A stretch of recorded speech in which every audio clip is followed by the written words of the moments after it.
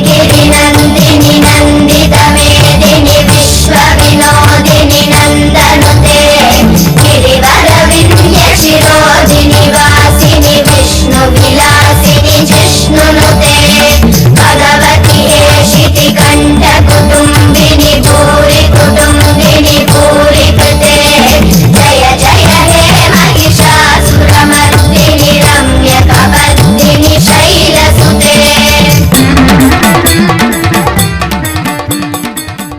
नमस्कार, मैं उदय कुमार आप सबों का मां काली धाम के इस प्रांगण से स्वागत करता हूं। आइए मित्रों मेरे साथ, मैं आपको इस मां काली धाम को तीर्थ के रूप में आपका दर्शन कराता हूं। अक्सर जब आप पूजा पाठ में बैठते हैं तो पंडित जी आपसे पूछते हैं कि आप किस गोत्र के हैं, आप अपने गोत्र का नाम रखिए। तो मित्रों, आपको मालूम है कि हम ऋषि मुनियों के वंशज हैं और ये ऋषि मुनि ही हमारे गोत्र हैं। जैसे कश्यप ऋषि, वशिष्ठ ऋषि, गौतम ऋषि, भारद्वाज ऋषि, अत्रेय ऋषि। तो ये मूर्तियां जो आप देख रहे हैं ये ऋषि मंदिर के रूप में जाना जाता है। भक्तगण, आइए मैं आपको ऋषि मंदिर के अंदर गर्भगृह में ले जाने का प्रयास कर रहा हूँ। हम लोग ऋषि महर्षियों के वंशज हैं और मुख्यतः ये ऋषि महर्षि जो हैं मूलतः साथी हैं, लेकिन बाद में इनमें अगस्त ऋषि को जोड़ा गया। वैसे तो आगे चल करके लगभग 108 ऋषि महर्षियों को हम सबों के बीच गोत्र के रूप में लिया गया है, जिसमें मूलतः साथी ऋषि जो है ऋषि कश्यप, ऋषि अत्रेय, ऋषि भारद्वाज, श्री जमदग्नि ऋषि, गौतम ऋषि, वशिष्ठ ऋषि और विश्वामित्र ऋषि, ये 7 जो हैं वो मुख्य हमारे ऋषि महर्षि जिनके हम सभी वंशज और गोत्र हैं, जिसमें अगस्त ऋषि को बाद में उसके साथ जोड़ा गया है। इसके अलावा इस मंदिर में आपको अरुंधति, गो, बहुला गाय और ये गोवर्धन पर्वत, बहुला गाय के बाद गोवर्धन पर्वत, ये वही मूर्ति है जिसकी मान्यता है कि दिन भर में 3 बार इनका रंग जो है वो बदलता रहता है। ये अपने आप में अद्भुत है, ये पत्थर अद्भुत है। तो ये गोवर्धन पर्वत जो आप देख रहे हैं, ऐसी मान्यता है कि दिन भर में 3 बार इसका जो है रंग वो बदलते रहता है। सुबह में हल्का उजला टाइप का इनका रंग होता है, दोपहर में जो होता है वो हल्का गुलाबी टाइप का होता है और रात्रि के समय जो है हल्का नीला टाइप से होता है।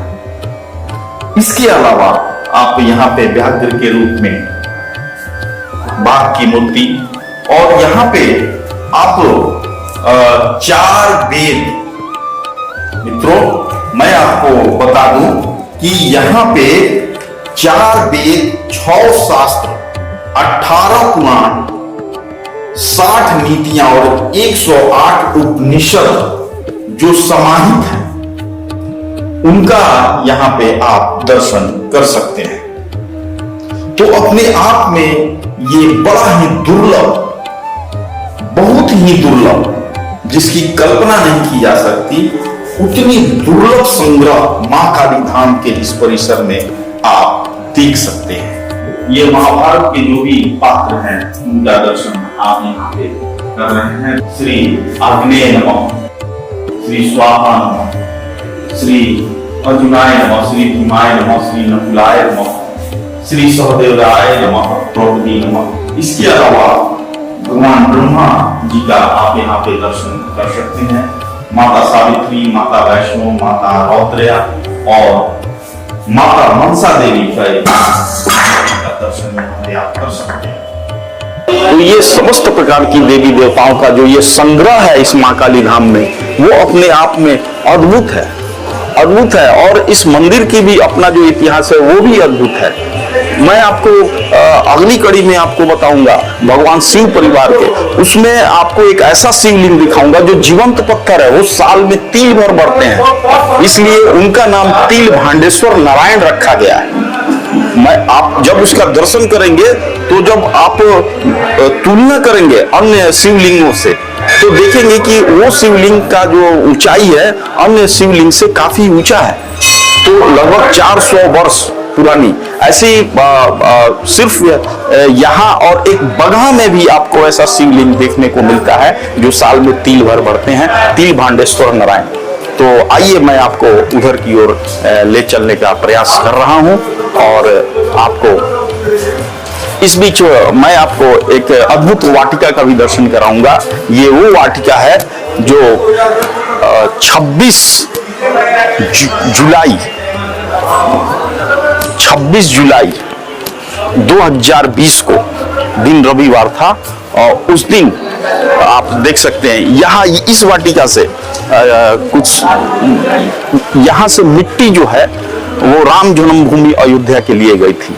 आपको याद होगा वो पवित्र दिन जिस दिन भूमि पूजन का कार्यक्रम हमारे यशस्वी प्रधानमंत्री नरेंद्र मोदी ने किया था, वो इस स्थल से भी आपका मिट्टी जो है उस भूमि पूजन के लिए गया था और हमारे गंडक नदी से गंडक नदी की जल जो है वो गई थी और माँ काली धाम के इस आंगन से 26 जुलाई को 2020 को यहाँ से राम जन्मभूमि के लिए भूमि पूजन के लिए ये मिट्टी यहाँ से गई थी। तो ये अपने आप में एक प्रयास है कि भगवान राम को और माँ काली की इस माँ काली धाम के इस मंदिर को कहीं ना कहीं से जोड़ने का एक प्रयास किया गया है, पूरे भारत को एक सूत्र में बांधने का प्रयास किया गया है।